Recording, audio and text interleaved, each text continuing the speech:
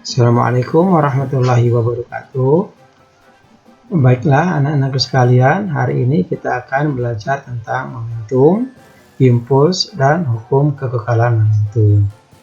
Tujuan dari pembelajaran yang akan kita pelajari ini adalah bahwa kita harus dapat mendeskripsikan konsep momentum, impuls, dan hukum kekekalan momentum. Baiklah, kita lanjutkan dengan konsep momentum.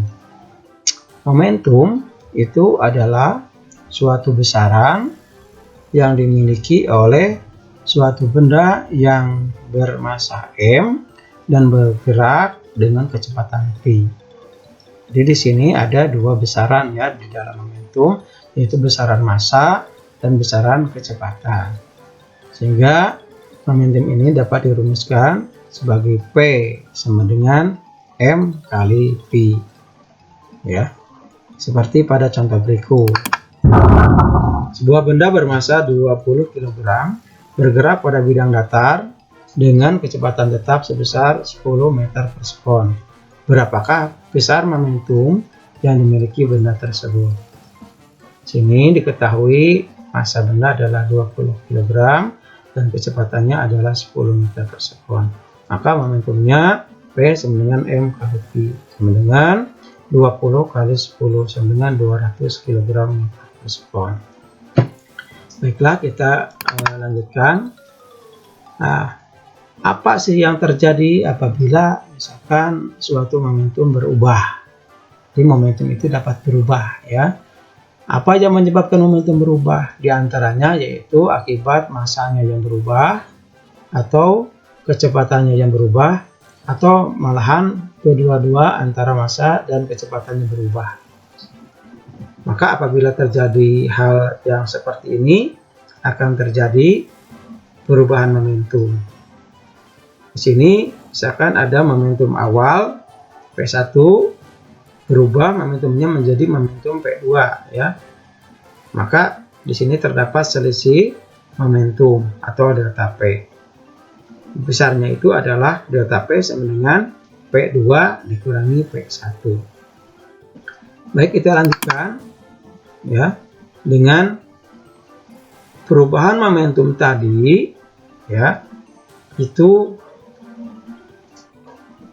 akan melahirkan suatu besaran baru di dalam fisika yang dinamakan sebagai impuls atau I. Di mana impuls itu sendiri itu adalah sama dengan I sama dengan F kali delta T.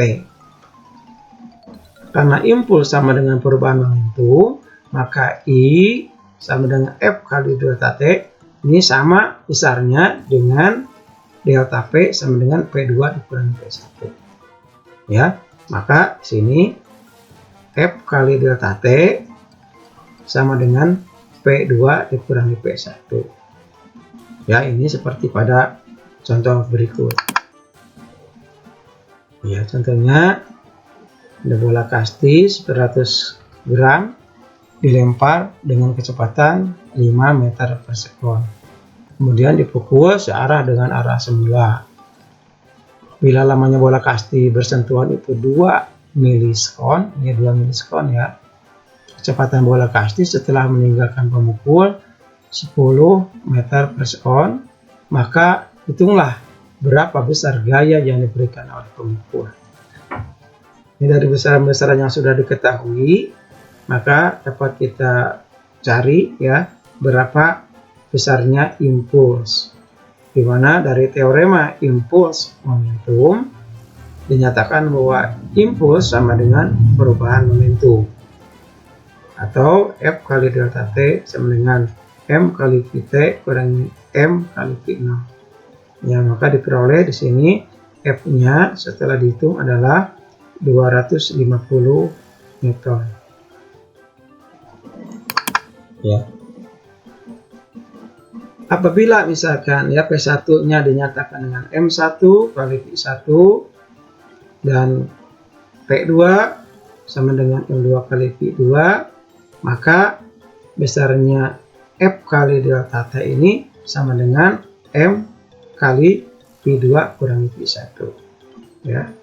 Ini masih rumusan tentang momentum sama dengan perubahan impuls sama dengan perubahan momentum.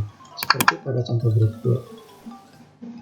Ya, hitung besar gaya Ferdi yang diberikan untuk bola kasti sebesar 0,2 kg dalam keadaan diam, kemudian dipukul hingga bergerak 14 meter per sekon dengan gaya yang diberikan selama 0,01 sekon. Ini dari besaran-besaran yang diketahui, maka dapat dicari ya bahwa F-nya adalah ini 280 Newton. Ya. Kemudian ini ya masih ada rumusan turunan dari impuls itu sama dengan P2 dikurangi P1. Ini ada contohnya sebagai berikut. Bola kasti 145 gram dilempar dengan kecepatan 39 meter per sekon sehingga mencapai kecepatan 52 meter per sekon. Berapa impuls yang terjadi pada bola kasti? Ini ya, ketahui dulu P2-nya berapa, P1-nya berapa, kemudian dihitung selisihnya, itu merupakan besaran impuls ya. Lanjut ya.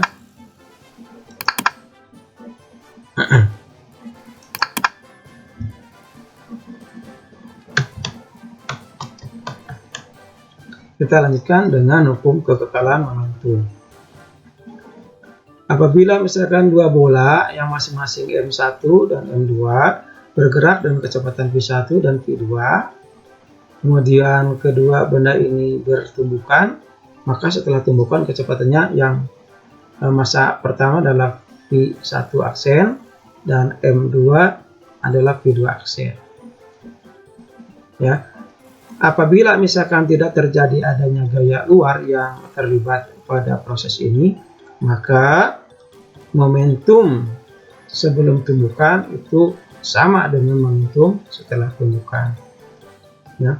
Sehingga di sini dapat dinyatakan bahwa P sebelum tumbukan sama dengan P sesudah tumbukan, atau ini dikenal sebagai hukum kekekalan momentum.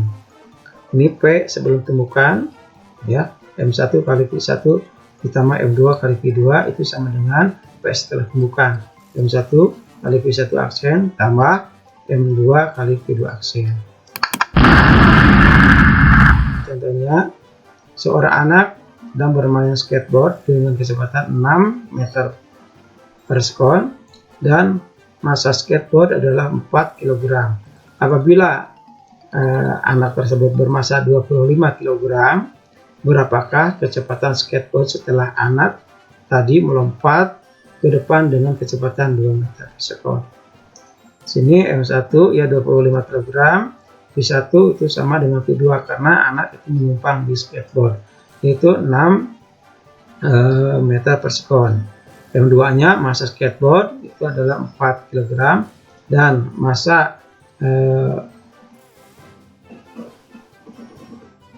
anak ya itu kecepatan anak V1 aksen setelah meloncat adalah 2 meter per sekon. Tanyakan berapa V2 aksen.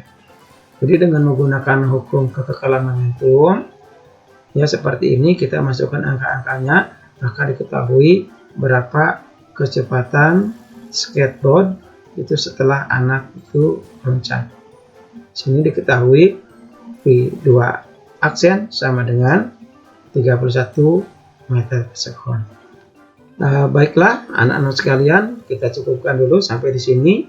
Mudah-mudahan pertemuan kali ini ada manfaatnya ya. Kita akhiri. Assalamualaikum warahmatullahi wabarakatuh.